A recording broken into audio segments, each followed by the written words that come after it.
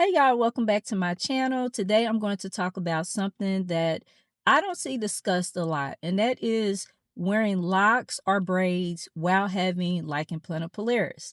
So if you are like me, you know there is a struggle with having this scalp condition and trying to look nice and look the way you want to while maintaining your scalp health. So I'm going to talk about my experiences, the good, the bad, and the ugly, and what I've learned while wearing locks, because I did have locks for 14 years. So I've had some experience with LPP and dealing with this scalp stuff.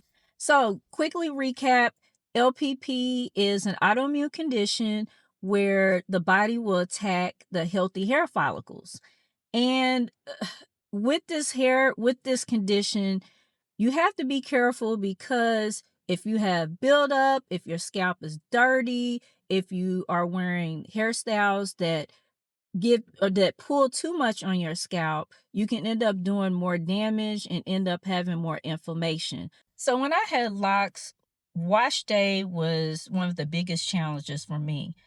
We all know when you have freshly done locks or braids, the thing that you don't want to do is wash your hair immediately, because that's going to wash away, the nice job that was done. Your retwist will unravel. So a lot of times, me, just like everybody else probably, I I would try to wait.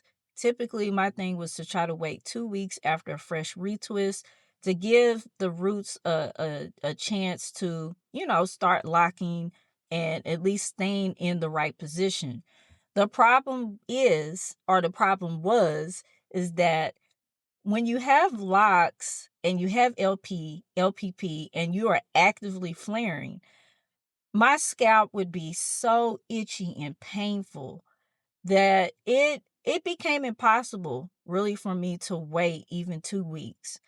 And sometimes, to be honest, when my scalp was really inflamed, as soon as I put that shampoo on my hair and my scalp, I feel instant relief.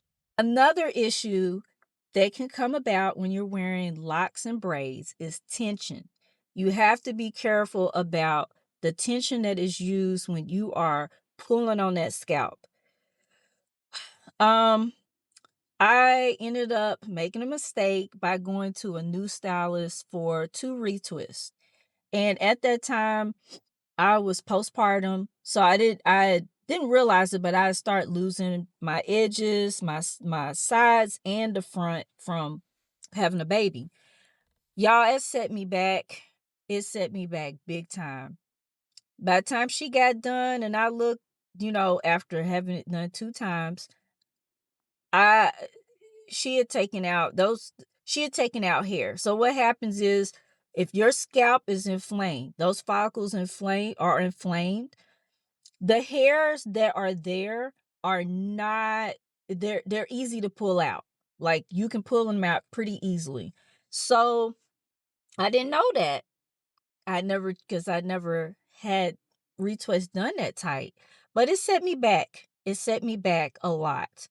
And one thing that I liked about my long time friend and stylist is that when she noticed that my hair was really thinning and coming out, she was very careful. So sometimes she would skip doing retwist in the area where I had the hair loss. So she would twist everything else, but she would leave that area alone. And honestly, that hair really didn't grow back that fast anyhow. So I really didn't need to get it retwisted. The locks had gotten so thin and pitiful that they really didn't need to do anything, and she could hide that.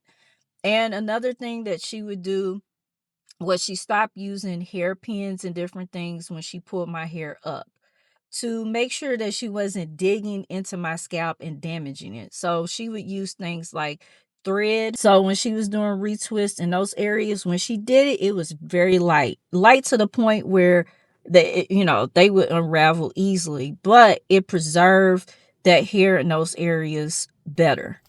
And if you have LPP or scarring alopecia, please comment below and let me know what your experience is wearing these types of styles. And if you have not, check out my LPP journey series on my channel. So make sure you subscribe and like this video.